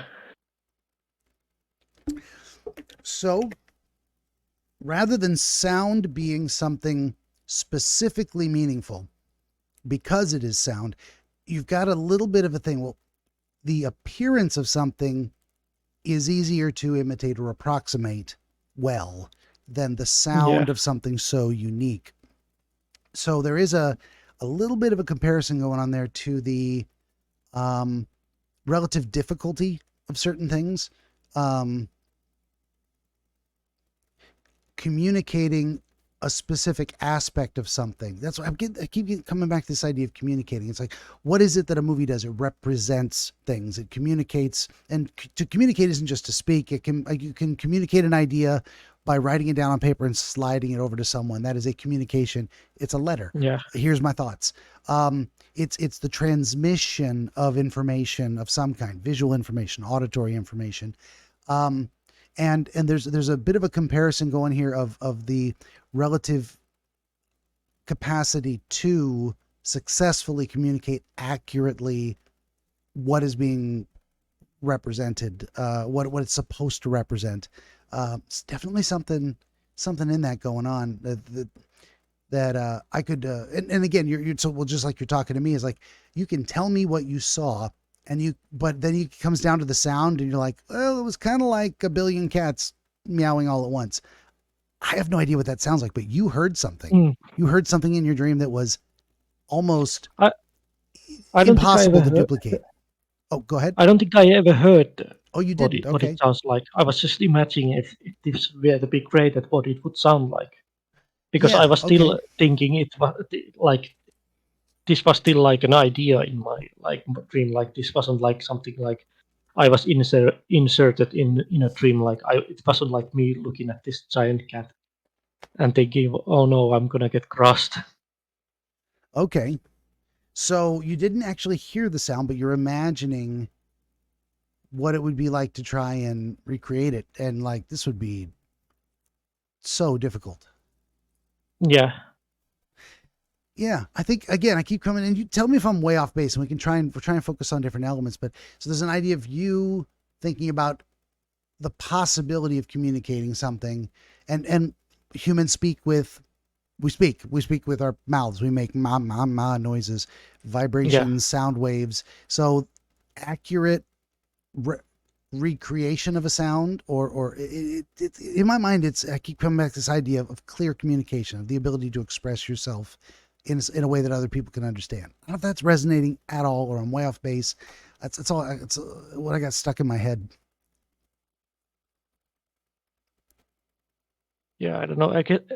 I don't know if this like adds anything, but I'm generally creative type, but I'm also like the type of who wants to do everything self. But I don't have sense of rhythm. I cannot make like music or anything, and I can like that's like the I'm more of a visual guy. So like sound production is not my forte. So you do work in some kind of visual media. Um, like as a hobby. Okay, fair enough. Fair enough. And this doesn't have to be dreams. Don't have to be earth shaking to have importance to us personally. Usually they're Yeah, not. Sometimes we do contemplate our navels and the meaning of life and the source of the creation of the universe, so to speak. And sometimes it's a little more personal, and we're just trying to figure out what do I want, what do I feel. Um, so that could relate to you more personally. That's fascinating. So you do believe you have greater facility with visual imagery than sound. So that would be a natural thought of yeah. like, wow, this would be really complicated to try and reproduce. Um, Speaking of which, I just relax. You can stay right there. You can stay right there. Um, and you were saying it was doing a weird whip like move. Is that what you were describing with the slashing the or smashing the coastline or the shore and the No, cliff? no. It was just this is like this is where like more like the anime-esque features start coming. Like it was like uh, I'm sure them I'm seeing this motion before, but think about like um I guess like think about someone with like a retractable claws, and they Mm-hmm. would like make this kind of like whipping movement like on a side, and they would like come like with the like at the moment like it stopped like sorry, it's really hard to explain when I don't have camera. It's okay. I mean, But I'm gonna do a gesture. I can imagine Wolverine. He does a sideways slash with the claws, no, and no, so it's more like the moment when he sorry, like extends, kind of and it the would be more, snicked moment. yeah, like that kind of what you did, but like from side and much more like over exaggerated. So it makes this kind of whip like motion out to the side. Yeah, that kind of. And at that moment, that's when it got longer. Because I said there's Yeah, more cats and multiplying. Interesting. Yeah. So there's a gestural thing. Like this thing has taken on a life of its own. We've already seen that it's dwarfed the man. He may have initiated the process, but now it is its own entire thing that is just way bigger than he is. And it's in some way now it seems to be kind of self-directing its own continued growth, which I think of like the idea of a snowball. You get it started and then it picks up more snow, and before you know it, you've got this giant just keeps mm. growing. Or I don't know if that's actually a thing. It's the things I've seen in cartoons.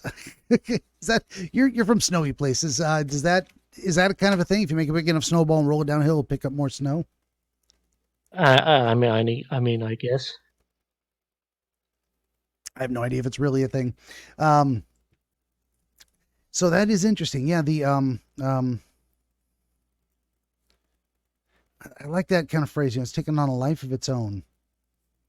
It's no longer just what the man is doing now the kind of thing he started is doing itself, and it makes a whip like snapping motion, and so it's a very dramatic, dynamic action. It didn't just grow slowly or Yeah, trickle. It kind of bam. It's really just leaps, sudden bursts of growth in a way. yeah.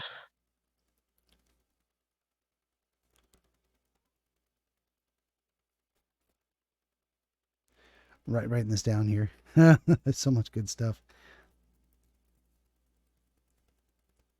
Um, and you thought to yourself at that moment, are the cats reproducing, or you're looking back now and wondering, is that how they were doing it? What was your thought when it did that sudden growth spurt?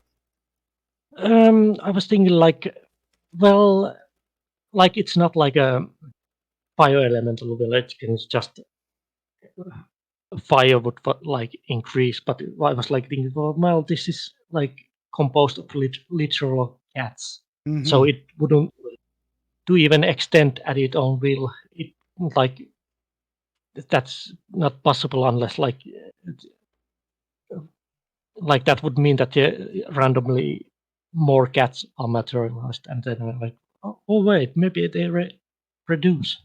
That could explain it. In a way, trying to kind of explain it to yourself as you're watching it, huh? Well, yeah, this was still me thinking that I was imagining this thing, like brainstorming like this ability. Yeah, gotcha. Well, that is interesting too. Yeah, because I've seen a bunch of anime, and there's all kinds of things like a classic example would be the small staff that magically now it's a bigger staff or transforms into a longer spear or something when Yeah, it didn't look like that before, and through the transformation of an object into something of greater utility or more dangerous than it appeared at first, weapon wise. Um, and that may not be very significant. Sometimes we'll have a moment of like, that's weird. Like, I wonder how that happened. And then we fill in the gaps with something reasonable. Oh, reproducing? Is that possible? But you also kind of had the thought that it was a really cool superpower. Like, this is actually kind of neat. Like a cat tentacle whip arm that's just bigger than a lighthouse. yeah, that or it was more like it's funny because it's cool, like thing like this, like when something is trying to be cool, but clearly the base idea itself is ridiculous. If that makes sense. I think so. Let me try and feed it back to you a little bit. So it's the idea of almost like a cringe trying too hard feeling. Yeah, Gotcha. That just jumped into my head there too. Yeah.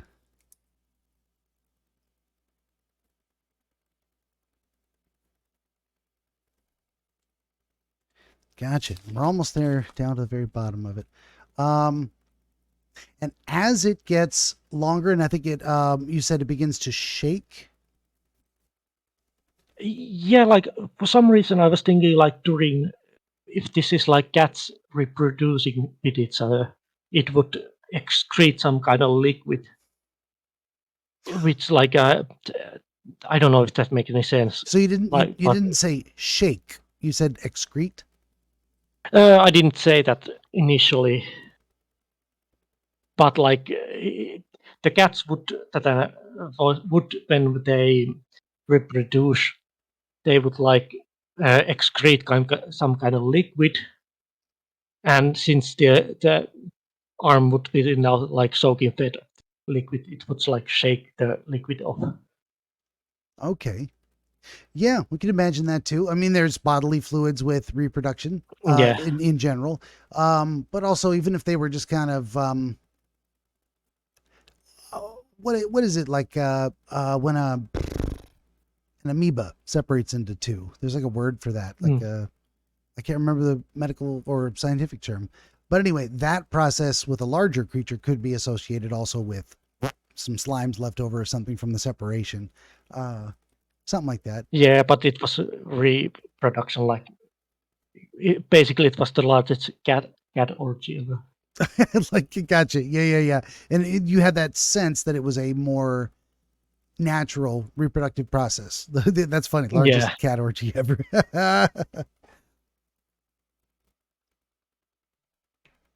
But generally, that it was the normal reproductive process, the not actually some magical mitosis. I think that's what it was.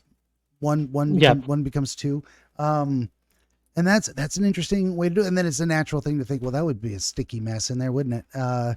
Yeah, probably. And then something about the arm shakes slowly, and that causes more fluid to be dislodged. Yeah, it's more like the like dog shakes it for dry. Okay, yeah. So it's actually the making a motion to kind of whip off the fluid, like the arms Yeah, saying, except get this off me.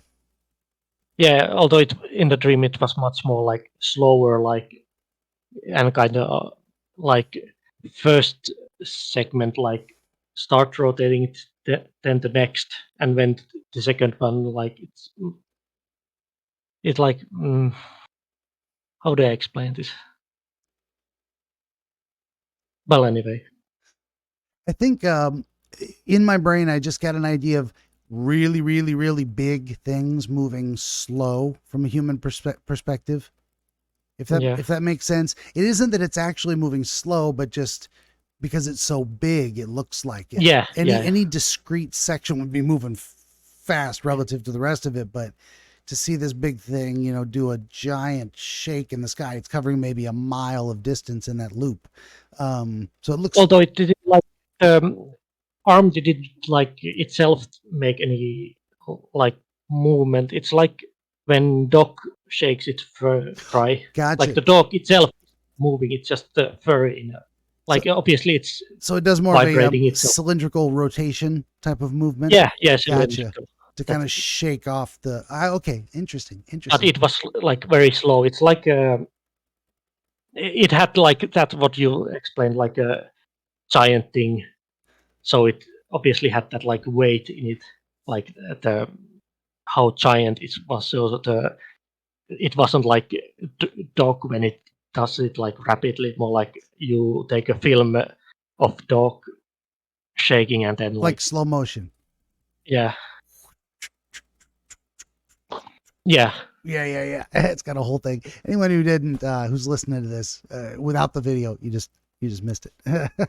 um, okay. I mean, and then pretty much right after that, you woke up and you were in a confused state of mind, like yeah. what is happening? Um, how wh- how long did that last, and what was that experience like? You're like you just that disoriented feeling of like, where am I? What's going on? And it faded quickly, or did it last for a minute? Like, did it take you a second to realize, oh, I'm still in a meeting and there's people talking? Yeah, it was like that because like I was still like thinking like why did I think that? Because that's like a really weird thought to have a lot of cat having sex. Right? So it was like I was like kind of embarrassed having that kind of weird imagery. Right? Yeah. Well, that's one of the things about dreams is they are completely amoral. Like, and they're very rarely the exact expression of something. Like if you kill your mother in your dream, it does not mean you want to kill your mother in real life.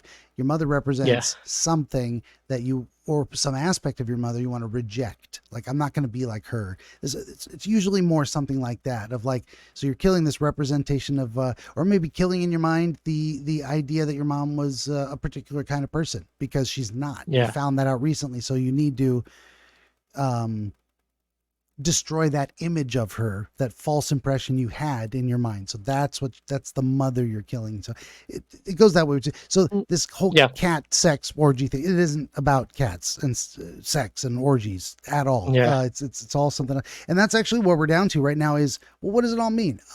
We've talked about a lot of stuff. I've given you a lot of feedback, my perspective. We've dialed in a few things and understood them a little better, without me going all over it again and giving my impressions or whatnot, do you feel a narrative has emerged, any kind of flow to it that's starting to make sense? What do you think? Not sure yet. I want to add about something about the cat Sure, thing, sure. and this is like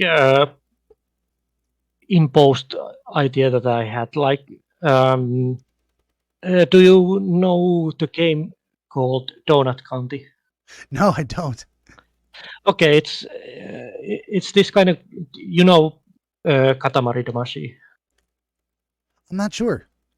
English It's name? it's the game where that's the English name. Oh, okay. It's this dream where you are like a little guy who has a sticky ball, and when it like rolls it around, it becomes bigger because things sticks to it. Okay. No, I haven't played that one. Yeah. Oh, okay. It's pretty known game, but Donut County is not that known for. But anyway, it's kind of like the same game, but instead of like rolling around ball that sticks stuff, it's you're controlling a hole that gets bigger every time something drops in it, and like bigger it gets, more stuff you can drop in it. Okay. So in the game, there's like a one puzzle in one level where like you can like drop rabbits in them, and when you drop like two rabbits, then like there comes like an animation, like hearts start coming from the hole, and the hole like gets like bigger, like as if stuff dropped in it. Gotcha. But the implication is very clear because like two rabbits produced it, Okay. Yeah, yeah, yeah. and that's like a very no thing about rabbits, that they reproduce Yeah. fast. That is a cultural expression, fucking like rabbits. Yeah. Yeah, but that game is pretty like child friendly. Like Sure. so, um, and it's generally very light-hearted. The game, like colorful and stuff. So somehow, like I had that kind of like innocent look at the whole cat production or like reproduction. Yeah, yeah. Kind of a colorful, lighthearted, whimsical. Yeah, but in the dream, like it wasn't like mm, colorful or anything. But I was just like thinking how like, because that's really weird good thing to think about the whole cat orgy. So I was like thinking like, yeah, this is probably normal because it was normal in that game. Gotcha. And it may be significant that it kind of ended on a bit of an icky, uncomfortable feeling. Like I don't want to really be thinking about that. Why did that cross my mind? And it may actually more represent that kind of because okay, here's what I got going with the thing. We're looking at cats as a kind of an analogy in a way. What am I trying to say about that? Um, it isn't really about the cats. Cats stay in the game for something else, but they're just a reference point and a kind of imagery. It had to be, it could have been frogs. You know, I don't know that it's specific to cats. It is specific in a way because this actually relates to an experience you'd had recently where you're judging boundaries and bonding, and with a new animal, and it's specifically the pet of a friend, and so there's something that this says, something that says it says something about the nature of your relationship with your friend, how well you get along with their cat. In some ways, because the cat's a part of their life, it's in some ways a tertiary or connected extension of them. I couldn't be friends with someone who was an asshole to my cats, like intentionally. Like, it was just me. Would kick them. Get out of my house. You don't disrespect me by treating my animals poorly. That kind of a thing. So there's definite themes of that go in there of like reflecting on your own choices or behavior and how you feel about it. Am I comfortable with what I did? Did it turn out the way I wanted it to? Anyway, that all kind of just introduced, and that's maybe why specifically cats. But then you've got this thing where, and again, I was saying we've got an idea of this man's got a power and he's initiating the use of the power. It's very much a catalyst, but then the power grows out of proportion to him. You lose him in the visual. He becomes minuscule. It's no longer about him. It's about the results of his power in the world, what he's doing with this thing. And there's a demonstration, a show of power, the smashing near the lighthouse, which may or may not relate to proper guidance, knowledge, wisdom, enlightenment in some ways. I love those iconic representations, and demonstrating respect for that and the difference between the physical and the mental abilities. And then the idea that this thing, in a way, takes on a life of its own in that it is reproducing itself. It is expanding and growing.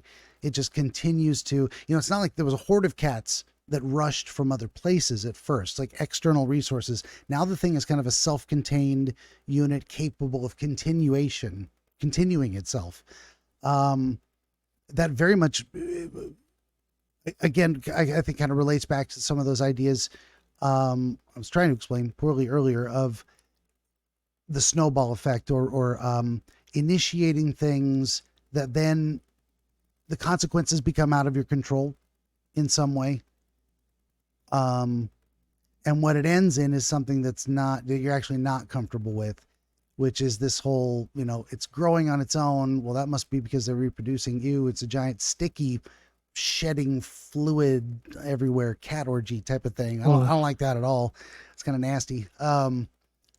When I string it all together that way, does it come to mind about, the things you've been thinking about lately? I think relationships, personal expressions of personal ability, and demonstrated in a way that you would want recognized, like you would want respect shown for what you can do. I don't know if any of that kind of stuff comes to mind. Not necessarily. Also, I guess I could say that the whole shedding liquid, Yeah, like it wasn't in my dream disgusting. It was more like cool detail, cool realistic detail. gotcha. Okay, fair enough. No, maybe I jumped into that. I don't know why I felt well, just because you just expressed the cat sex Yeah, it orgy was thing is after that. kind of an embarrassing thing to say now out loud, right? It's like, what Yeah, the fuck was I imagining? Fair enough. But in the dream, it actually seemed kind of cool. It's an interesting, cool detail, yeah, unexpected, and kind of neat. And nature can be kind of neat and gross at the same time. yeah. Yeah. So if you ever seen a live birth, it's pretty messy, but you're like, I just watched a new life come into the world. Literally, I'm thinking of pictures. Have you ever watched the video of like a cow giving birth? I don't think the whole video. I might have seen clips. Yeah, and it can be just that last second of the calf actually coming out is just like this right on the ground, and the cow's just standing there, and the calf just falls out flop in a pile of goo. So yeah, things can be cool and kind of neat in that natural Actually, science kind of way. there's another thing that comes to mind. Yeah. Do you know Metal Gear Solid 4? Oh yeah, I've heard of it. Haven't played any of those games. Okay, Yeah. okay. So in the video game, there's like these robots, and the director has a very he likes like world building, and he likes to be very realistic, real to life to extent. Mm-hmm. So there's like weird scene where like one of the robots like kind of like exhaust some kind of liquid, like it's kind of like peas. Ah, yeah. So it's like seems like immature mind. It might be a little bit like funny or ridiculous. Why would you have a robot that peas? Yeah. But in real life, maybe like one of the ways to robot to exhaust because doesn't everything have to eventually like defecate or like something? Like even cars have exhaust pipes. Yeah. If it is It's like the ingesting fuel, it will have to excrete some byproduct. Yeah. yeah. So like in a sense, like that's a we don't know if like future robots will like exhaust like liquid form or something. Yeah, for sure. So it's like that kind of like some might think it's like funny, and to extent it's funny, but like at the same time it can be like a cool, like a sci-fi like idea, like oh they have this kind of like a pretty realistic detail. Yeah, I can imagine that too. That sounds interesting. Like imagine robots were able to function because they have a tiny fission reactor in their chest, and it's water cooled, or that's part of how they generate the electricity that powers Mm, the body. And so they have to drink water. They have to intake water and excrete, say, used spent yeah, fuel water. That kind of a thing would be very interesting. Wow. I can't imagine a robot needing to eat food unless it's more of a nanobot. yeah, Anyway, you get the idea. So I think there's definitely themes of self representation, and expression, certainly expression of, say, maybe personal power, demonstration of ability in some ways. And I'm thinking, and because we got into the whole superhero tangent of like the responsibility with power, is that yeah, it can go, if you misuse it, it can be terrible. It can be very bad. mm, Um, and then it comes around to this idea of, so you're separating this from yourself. This is not you, but you are thinking these thoughts, and you are observing, putting it in the fictional body of another person to kind of think about the concepts more objectively, abstractly, mm. hold it out in front of you. What is this thing? Um, but it is very much all of these things relate to us. Well, how do I feel about that? What do I think is true about that? Um, so yeah, what was I saying? Those themes of communication and expression, accurate expressions being accurate to the point of communicating the right idea, giving the right impression in some ways. Um, and the idea that possibly, this is right at the very end, that possibly you are inhibited by those things because you wonder if it's going to look silly. Even if you think you look cool, there's a bit of a cringe element to it. I Mm. don't know if any of this is resonating with you in terms of relationship struggles, or feeling isolated and wanting to expand your social circle, but doubting you're going to find people that also like you. That there's That could be mutual. possible. Yeah. I don't know. That's just where my brain goes with this thing. I could be way off base. This is a good one in terms of a lot of bizarre imagery that hard to hard to nail it down. Um, you could very well tell me, no, that's not true. I don't feel lonely at all. I don't feel like expanding my social circles. I don't need anyone to respect me. Actually, actually, I don't know if this is too much information, but I actually have s- what is diagnosed with social anxiety disorder. Ah, So, okay. Yeah, yeah. like, um, first time I could ever um, live chat in like any like YouTube chat was like last year. Before that, I was completely capable. Now, actually, like reason why I like stick to the kitty because like I kind of overcome my like phobia and like just type something in and well Yeah. there it's like So um so for at least the past year, you've been making an active effort to make progress on decreasing the experience of anxiety around social situations. yes. Okay. Well, this is tremendous. This is the result of tremendous progress. You being here with me. Not only are we talking, we're making a recording. Uh, Now, Yeah. I did promise, and I promise everybody, no one will hear this if you don't want them to. And I'm serious. We get to the end of this, and you just don't, you're not feeling it. I destroy it, guaranteed. Um, Yeah. but that is huge. And so, yeah, I mean, that's kind of making sense a little bit in terms of these dreams. There's some people who are very naturally confident, and they're almost overconfident to the degree of like they just don't think about it. very much. They just do what they do and fuck it. And they don't really care much. They're not actively malicious and they're not kind of an inconsiderate jerk, but they're like, this is me. What are you going to do? I'm a little bit like that too, but I got some of the social anxiety thing too. I don't want to be around crowds. We resonated on that early on, right? Yeah. Crowds, no, thank you. Where was I going with that?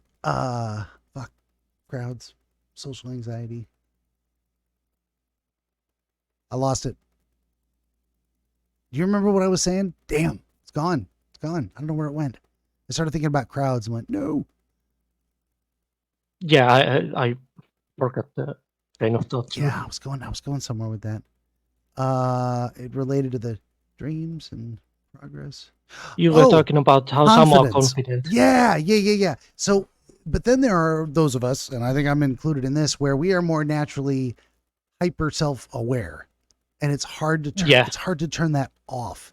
I'm not just me doing a thing. I'm me watching me doing a thing and questioning, is this me? What am I doing here? And that's very weird too, because I got like the legit autism as well, where I'm just not aware of something. So I'm not, and I don't have a lot of strong emotional response to things. Like I think I took a test once and it's out of a possible score of 80, which would be normal or perfect emotional awareness or connection or ability, I score like an 11. So I'm just not, I don't have that much emotional reactivity to things. So I miss a lot of social cues and different stuff like that. And I say a lot of insensitive things. They're like, oh, this is a neat idea. What do you think? And they're like, dude, that's offensive or disgusting or weird. And I'm like, I don't know. I just had a thought. What do you want me to do? This is me. I share thoughts.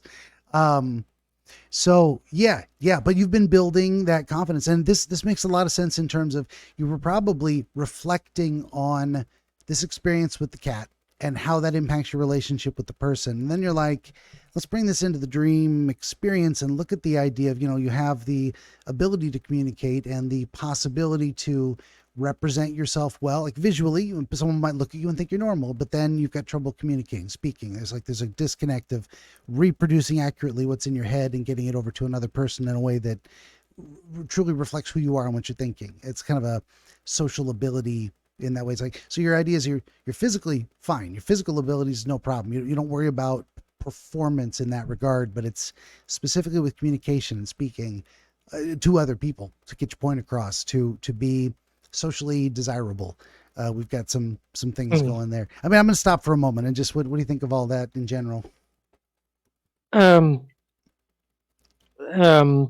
I've kind of lost the red line, but that's okay. What was the question? I said a lot, and it's like late where you're at here. It's coming up on 10 p.m. your time or something. Did I get that right? Almost. Yeah. No, I was just rambling, trying to give a narrative to the idea and how it relates to your life personally and what you're going through and what it appears like for that moment you were analyzing. With that, I was just curious too. It's like, why this particular thought during this particular meeting, and then you drift off into nappy time. I don't want to reveal too many personal details, but is it okay to say the kind of the general nature of your work? So I'd know what the meeting was about and why it might have spurred that train of thought. No, not really. It's okay if you don't want to say that, or I don't. There was like only three of us, and like the other two were talking about like more like their participation in, or like issues that only related to two of them, and I didn't really have any input.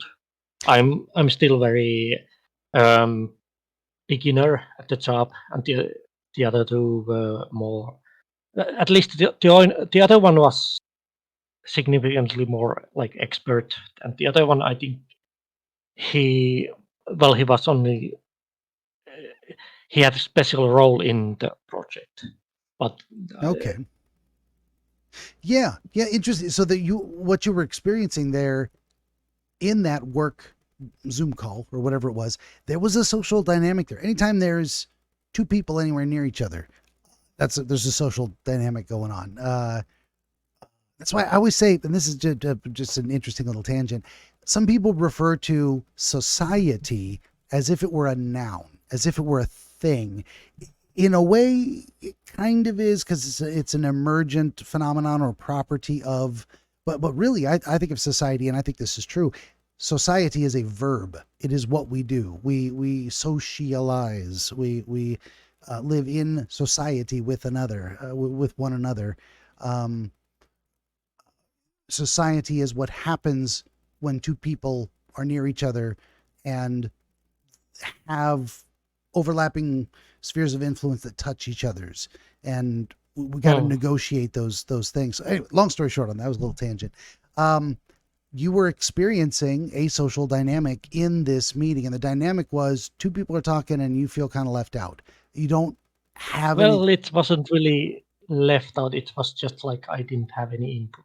You didn't have anything to contribute. Yeah, yeah. So there was, and that's it too. Like, let's say you and I were talking, and there was a third person listening, and they don't know anything about Zoom meetings or dreams, or they just have nothing to say because nothing comes to mind that seems relevant, significant, important enough to throw in 2 cents. They were discussing amongst themselves. So at that moment, you were just kind of letting it happen. And the longer it went on, the more you kind of drifted away. And then you started imagining. I think that's related to it in terms of the feeling of being that vague awkwardness of like, I wish I had something to say. I would also like to contribute to this conversation, but I got nothing. And that feels like, there's feelings of inadequacy that go with that sometimes of like, wow, maybe if I was more experienced or confident, I could come up with something to say. Maybe there's a personal failing that leaves me unable to contribute or participate in some way. And that might lead you off to, well, what are some other recent circumstances that I've questioned my abilities? Oh, maybe it was with the cat. Maybe I went too far. Maybe I tested boundaries a little too much.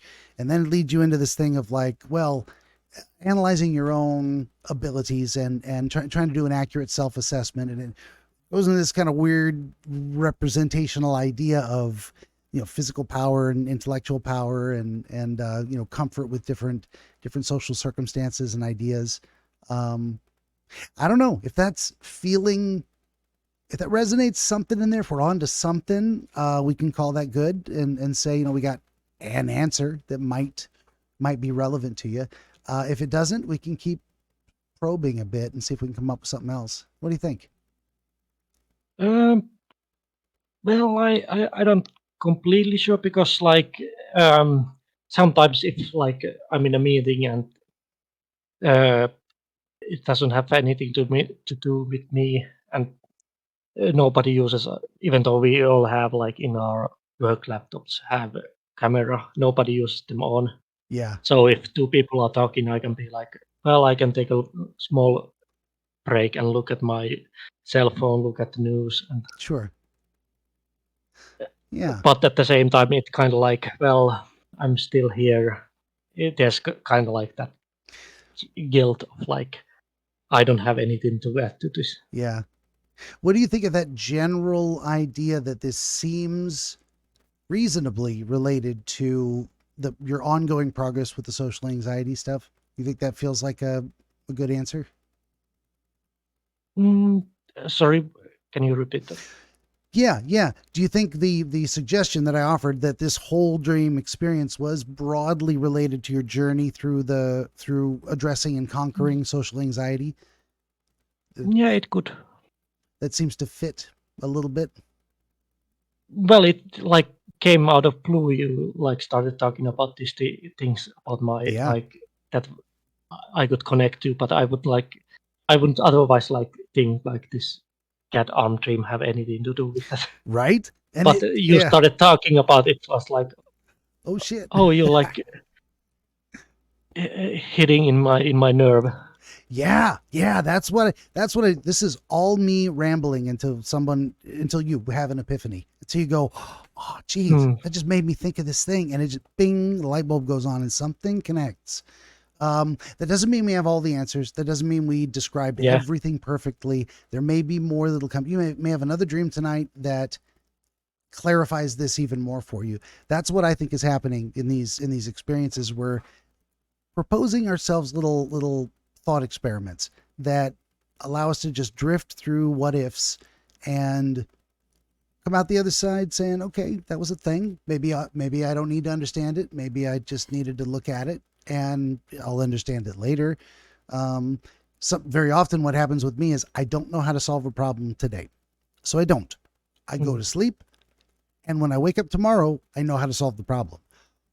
I don't know what happened. I can only assume I had a thought. I had a dream. I had a thought process stream of consciousness that allowed me to sort it out in my mind. And because I didn't wake up and then readdress the problem and attempt to continue trying to solve it, I just woke up with the answer. That's weird. I love that. That's fantastic. Let's do all the work while I'm unconscious. That's fine. Right? Yeah. Anyway, long story short, we're heading up over 2 hours now. Well, if you feel like you got at least enough of an answer, you can continue to think about it. I think we did our best, hey? Unless you have additional questions. Not really about at least this thing. Yeah, you don't have to. I just like to give that opportunity. Do you feel satisfied? You think we're good to stop? Some people say, well, one more thing. What about that? And you do or you don't. It's not a big deal. So, yeah, well, if you feel like we gave you something useful to think about and that felt like it resonated, we'll wrap it up here. I'll do the outro stuff. Once again, this has been our friend Ditchson from Finland. And we always appreciate folks coming on, sharing their stories. And you can see you don't have to be anybody special. You don't have to be a household name, a YouTube creator, publishing a book, running your own podcast. You can just be a regular person. I take all dreams seriously because the mystery for me is the fun part. I love doing that. For my part, would you kindly like, share, subscribe, tell your friends? Always need more volunteer dreamers, viewers for the game streams, etc. 16 currently available works of historical dream literature, the most recent Dreams and Their Meanings by Horace G. Hutchinson. All this and more at benjaminthedreamwizard.com, including every Wednesday downloadable MP3 versions of this very show. You get the little sneak peek before it goes, the video goes live on Fridays. And also benjaminthedreamwizard.locals.com, building a community there. Offer some sustaining donations, or just drop in and say hi. You don't have to pay money. That's perfectly fine. And then, yeah, just one last time, Ditchson, thank you for being here. Fascinating dream. Thank you. Yeah, and everybody out there, thanks for listening.